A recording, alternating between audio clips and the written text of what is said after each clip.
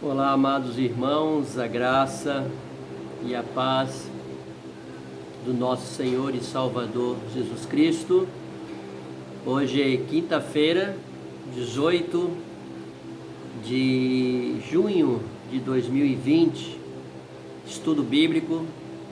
Gostaria aí de trazer uma palavra para o seu coração, uma palavra de ânimo, de fé, de esperança, aos amados irmãos aí da Igreja Presbiteriana do Universitário, Congregação Presbiteriana do Manuel Urbano, e a todos os nossos amigos e irmãos pelas redes sociais, que também têm acesso a essa palavra. Nós estamos aqui agradecidos ao nosso Deus pelas suas bênçãos na nossa vida. E a meditação da palavra do nosso Deus nessa tarde, ela se dá lá no livro de Êxodo, no capítulo de número 2, versículos 1 a 10. Êxodo, capítulo 2, versos de 1 a 10, que fala a respeito do nascimento de Moisés. Êxodo,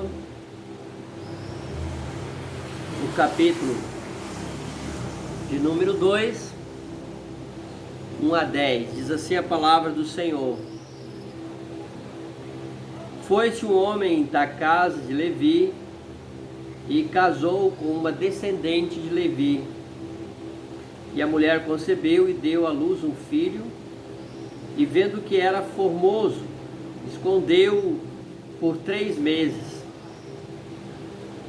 Não podendo, porém, escondê-lo por mais tempo, tomou um cesto de junco, calafetou com betume e piche, e pondo nele o menino, largou-o no carriçal à beira do rio. A irmã do menino ficou de longe para observar o que lhe haveria de suceder. Desceu a filha de Faraó para se banhar no rio, e as suas donzelas passeavam pela beira do rio. Vendo ela o cesto no carriçal, enviou a sua criada e o tomou. Abrindo-o, viu a criança, e eis que o menino chorava. Teve compaixão dele e disse: Este é menino dos hebreus. Então disse sua irmã, a filha de Faraó: Queres que eu vá chamar uma das hebreias que sirva de ama e te crie a criança? Respondeu-lhe a filha de Faraó: Vai. Saiu, pois, a moça e chamou a mãe do menino. Então lhe disse a filha de Faraó: Leva este menino, cria-mo, pagar-te-ei o teu salário. A mulher tomou o menino e o criou. Sendo o menino já grande, ela o trouxe à filha de Faraó, da qual passou ele a ser filho. Então lhe chamou Moisés e disse: Porque das águas o tirei. Amém? Porque das águas o tirei. É interessante, meus amados irmãos, sobre o nascimento de Moisés. Nós vamos notar a respeito da providência de Deus, né? O nosso Deus, Ele é um Deus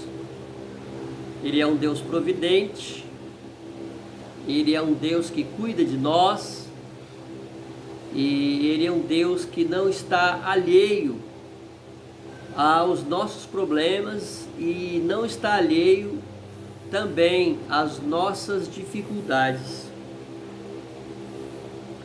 O contexto do nascimento de Moisés, para nós entendermos, o nascimento de Moisés, é muito importante que nós possamos olhar o contexto, né, de que Moisés nasceu. O povo estava no Egito, né, e já fazia alguns anos. E eles foram governados por um rei chamado Faraó, conforme nós encontramos lá no livro de Êxodo, capítulo 1, versículo 8. Entremente se levantou um novo rei sobre o Egito, que não conhecera a José. Então, um novo faraó. Até então, os faraós, eles eram amigos de José e da sua família.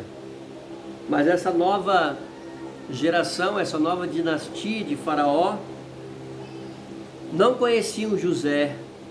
E posteriormente também eles não respeitavam a religião dos hebreus. Esse novo faraó, ele desprezava a população judia crescente.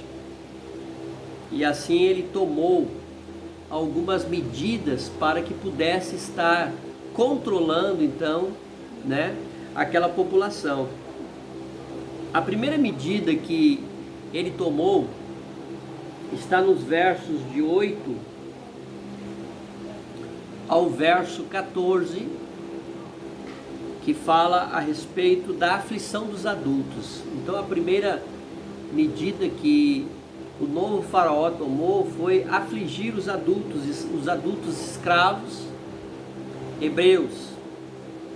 Um novo estilo de vida passou então a vigorar para os hebreus, né? Então você vai notar, por exemplo, a mudança, e a gente vai detectar que é uma cena muito triste, né?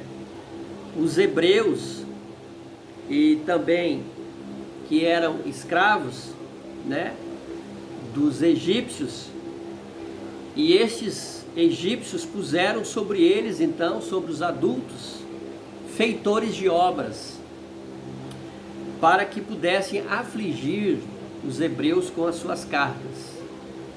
E os israelitas edificavam a Faraó as cidades celeiros, Pitom e Ramassés, conforme fala o versículo do número 11, que naqueles dias, né, sendo Moisés ainda já homem, saiu a seus irmãos e viu seus labores penosos, e viu que certo egípcio espancava um hebreu, um do seu povo. E isso se deu quando Moisés, ele era já adulto. E no verso do número 11 do capítulo 1, os egípcios puseram sobre eles feitores de obra para os afligir com as suas cargas, e os israelitas edificaram a Faraó as cidades celeiros Pitom e Ramsés. Ao ler essas palavras aterradoras, é interessante que nós, né, meus amados, nós não podemos esquecer de lembrar dos dias sombrios, dias antes da Segunda Guerra Mundial, quando a sorte do povo judeu em outro país, a Alemanha, mudou também drasticamente sob o governo de um líder chamado, um líder odioso chamado Adolf Hitler. Os judeus não só foram assassinados e enviados para os campos de concentração, para os campos de morte, mas eles também se viram forçados a trabalhar em regime de escravidão cruel. Então, essa primeira parte da aflição dos adultos, tem também tudo a ver com a Segunda Guerra Mundial, antes da Segunda Guerra Mundial, quando a sorte do povo judeu na Alemanha mudou drasticamente sob o comando do Hitler, A segunda medida que o faraó tomou para controlar os hebreus foi exatamente a matança dos meninos hebreus recém-nascidos. Nós vamos ver isso nos versos 15 a 21, né? 15 a 21. Quando essa tática de trabalhar até morrer não alcançou os objetivos do faraó, então ele concebeu um plano mais sombrio. Ele adiantou um pouco mais os ponteiros da perseguição, né? Então o que o faraó fez? A tática não adiantou muito, né? Sobrecarregar os adultos. Ele ordenou o que chamamos hoje de infanticídio, né? Ele ordenou o assassinato de crianças. Como nos fala nos versos do número 15, o rei do Egito ordenou as parteiras hebreias, das quais uma se chamava Sifrá e outra Puá, dizendo: quando servirdes de parteiras as hebreias, examinai. Se for filho, matai-o, mas se for filha, que viva. Então era interessante para o faraó que apenas as mulheres, né, as crianças do sexo feminino, que seria mais fácil de dominar, elas pudessem então sobreviver.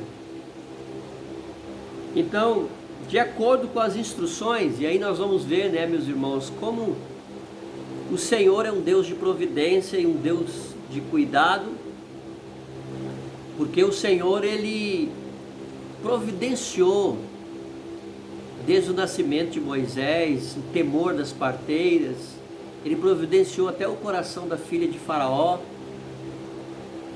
que certamente, né, achou Moisés uma criança muito encantadora, muito bonita, e até pagou para a própria mãe cuidar da criança. Então é isso aí, nós chamamos de providência de Deus, que é o ato de Deus estar desenvolvendo toda a sua vontade como resultado dos seus decretos antes da fundação do mundo. Deus decretou o nascimento de Moisés, e ao mesmo tempo que ele decretou, ele agora na sua providência, ele executa esse nascimento com a proteção dele, e ele permite então que Moisés nasça, né?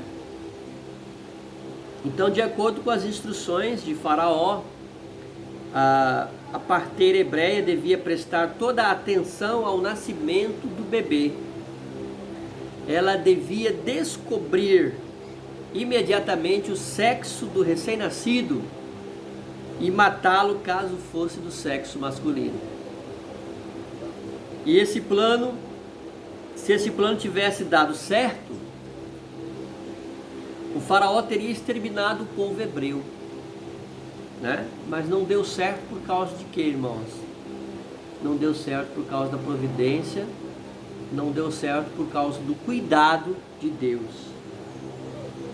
A futura geração de homens estaria morta, e as meninas acabariam casando com os escravos egípcios e sendo assimiladas pela raça egípcia, né? Então, aos poucos o povo hebreu deixaria de existir, porque não haveriam homens a quem lutar e libertar o povo hebreu, e ao mesmo tempo as mulheres seriam como que escravas dos egípcios, né? E essa cultura então hebreia seria assimilada pela cultura egípcia, né? Os hebreus na sua cultura aos poucos deixariam de existir. Então veja bem aí a providência de Deus. A terceira medida que o faraó toma é o afogamento dos bebês do sexo masculino, né? O afogamento dos bebês do sexo masculino. Quando o faraó descobriu que havia sido enganado, ele mudou o seu plano, e ele então ordenou a todo o povo que providenciasse para que os bebês hebreus do sexo masculino fossem afogados no sagrado rio Nilo, né? Que coisa, que infanticídio, né?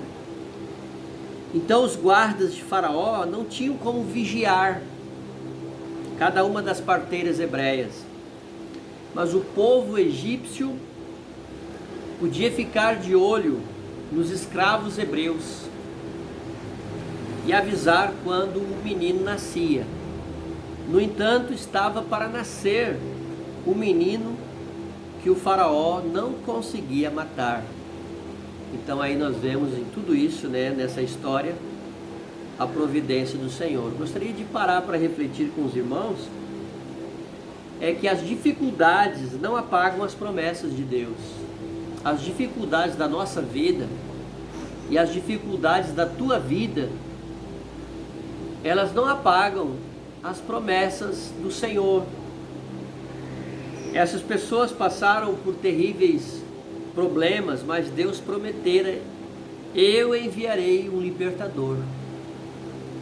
E quando as coisas ficam complicadas, é fácil concluir que Deus esqueceu suas promessas, né? Quando as coisas estão complicadas, muitas vezes nós pensamos: puxa, onde está Deus? Onde está a sua promessa? Então o livro de Êxodo, ele nos mostra que quando Deus diz: prometo isso a você, Ele nunca esquece. Você pode esquecer, mas Deus não pode esquecer.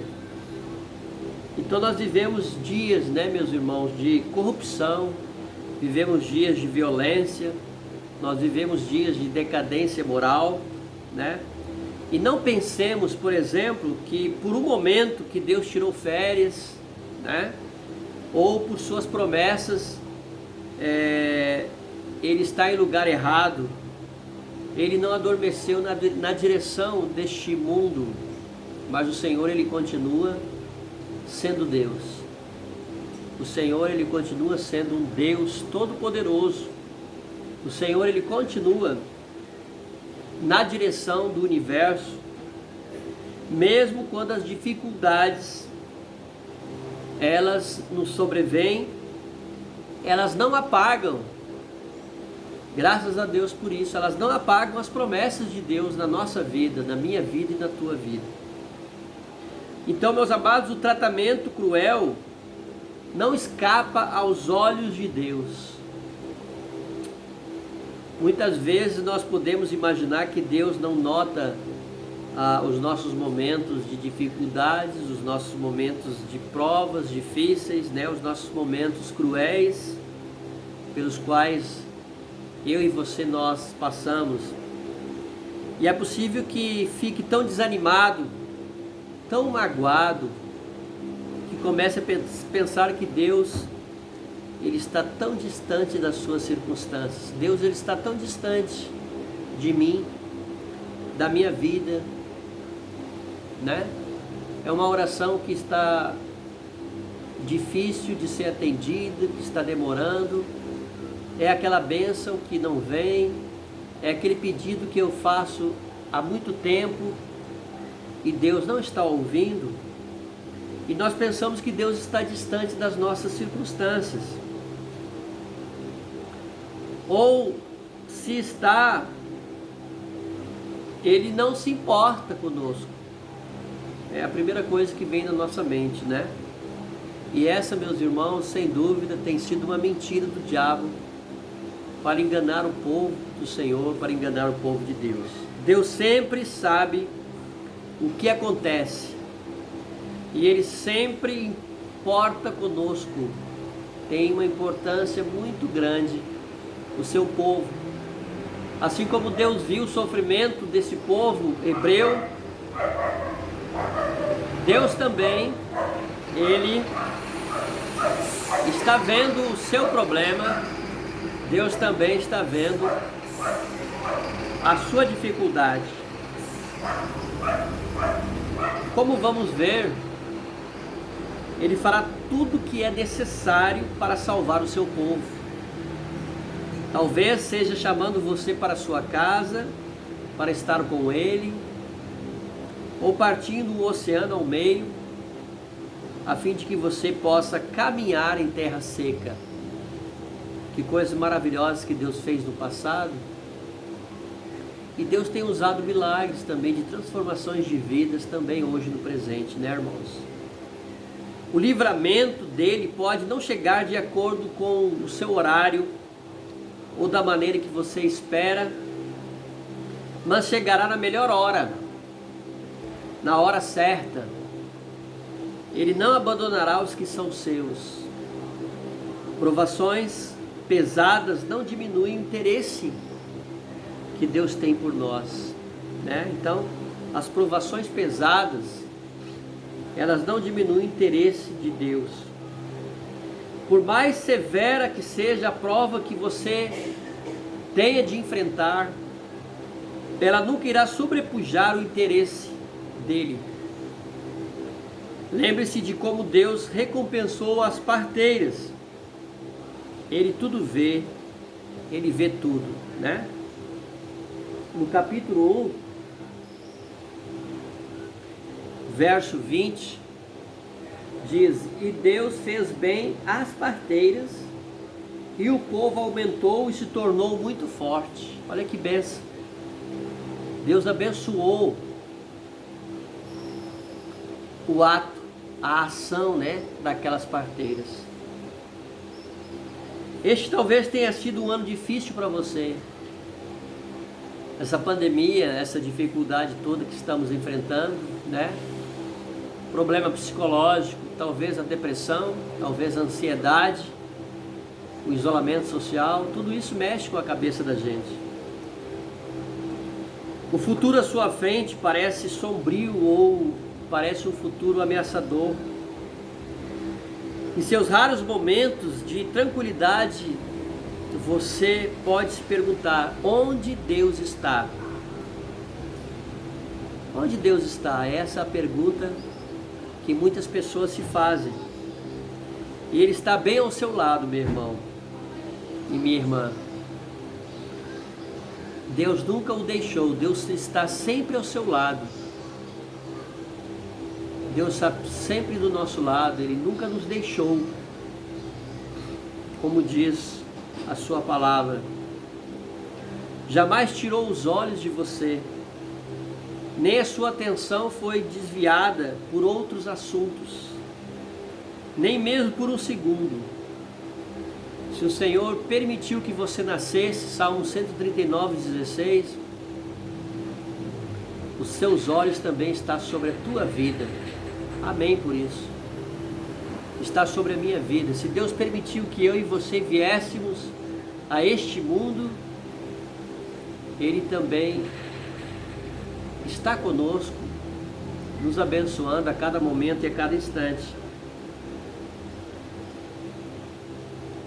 Ele está bem ao seu lado, meu irmão, minha irmã.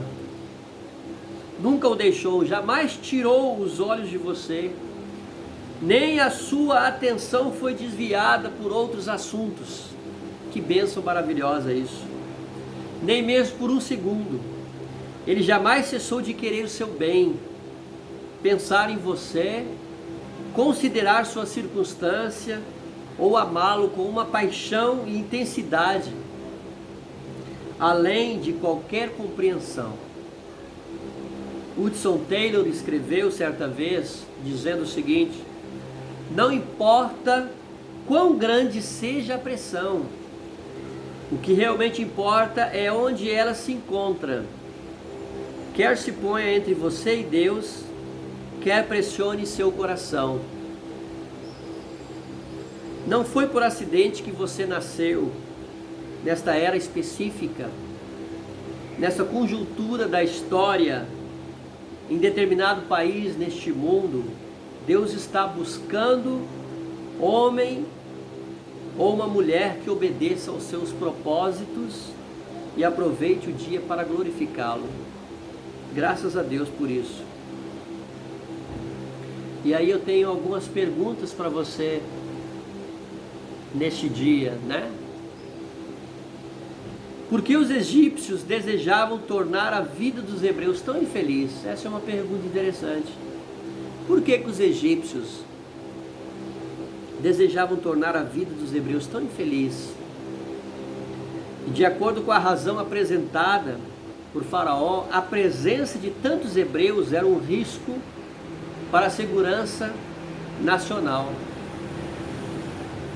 Uma vez que eram estrangeiros, e se houvesse uma invasão, sem dúvida se tornariam aliados dos inimigos, né? Em segundo lugar, as parteiras estavam mentindo para o faraó? Essa é uma questão. As parteiras estavam mentindo para o faraó? Provavelmente não. Os bebês nasciam antes que as parteiras chegassem, pois Sífra e Puá haviam pedido às suas assistentes que se atrasassem. Segundo Warren Wiersbe, a lei de Deus deixa claro que é tão errado matar quanto mentir. Mas há ocasiões neste mundo perverso em que talvez precisemos escolher entre um mal ou um menor. Por isso precisamos da sabedoria de Deus para nos orientar. Os legalistas simplesmente obedecem à lei ao pé da letra. E os pragmáticos fazem o que parece ser certo ou seguro em determinada situação. Mas a pessoa que atenta para o que é espiritual procura ter a mente de Cristo. Enquanto este mundo encontra-se no pecado, nós teremos de enfrentar decisões difíceis, né? Como essas mulheres enfrentaram. Lá em Romanos 8, 22, essas mulheres, elas enfrentaram, mas elas foram fiéis a Deus. Elas foram fiéis ao Senhor. Romanos capítulo 8, versículo 22 diz: porque sabemos que toda a criação em um só tempo geme e suporta angústias até agora. Então, aí nós podemos constatar que este mundo, ele jaz, né? Ele jaz no maligno. Romanos 8, 22. Enquanto este mundo encontra-se no pecado, teremos de enfrentar decisões difíceis. Que Deus esteja abençoando a sua palavra. E que neste dia você possa lembrar de que Deus nunca te abandona. Lembrar da vida de Moisés. Lembrar do desafio que foi entrar diante dos egípcios e tirar o povo de Israel diante de uma nação que estava escravizando os hebreus. E lembre-se sempre disso: as dificuldades, elas não apagam as promessas de Deus. Você vai passar por dificuldades, eu vou passar por dificuldades, mas o que Deus prometeu para você, Ele vai cumprir. Creia nisso. O que Deus prometeu para você, Ele cumpre, porque o nosso Deus, Ele é um Deus bondoso. O nosso Deus, Ele é um Deus fiel. O nosso Deus é um Deus que se importa conosco. Amém? Que Deus nos abençoe. E neste momento nós vamos estar orando ao nosso Deus. Oremos. Pai, obrigado, Senhor, pela Tua palavra. Obrigado, Senhor, porque o Senhor, apesar das dificuldades, apesar dos problemas, o Senhor é um Deus fiel. E o Senhor é um Deus presente. Abençoa os meus irmãos. Senhor, Tu sabes as dificuldades de cada um. Talvez o problema financeiro, talvez o desemprego. Talvez, Senhor, a ansiedade, talvez a depressão, talvez até o problema relacionado a esse vírus, precisando da cura. Ó Deus, nós colocamos diante de Ti, ó Pai, que o Senhor tome conta, Deus, de cada um dos meus irmãos. O Senhor possa estar abençoando cada um deles, ó Pai. Em nome de Jesus Cristo, nós te agradecemos que assim como o Senhor foi fiel a este povo, que permitiu que eles passassem a pé enxuto no deserto, que o Senhor permitiu, ó Pai, que eles caminhassem no deserto, Senhor Deus, suas roupas não estragavam, não envelheciam, nem as suas sandálias, o Senhor dava o alimento. É porque o Senhor é um Deus fiel. E nós queremos te agradecer por isso, ó Pai. Muito obrigado, Senhor, em nome de Jesus. E que a graça do nosso Senhor e Salvador Jesus Cristo, o amor de Deus Pai, a comunhão e a consolação sejam com todos vós e com todo o povo de Deus, agora e para sempre. Amém. Que Deus te abençoe, que você tenha uma feliz quinta-feira, na graça e na presença do nosso Deus. Amém.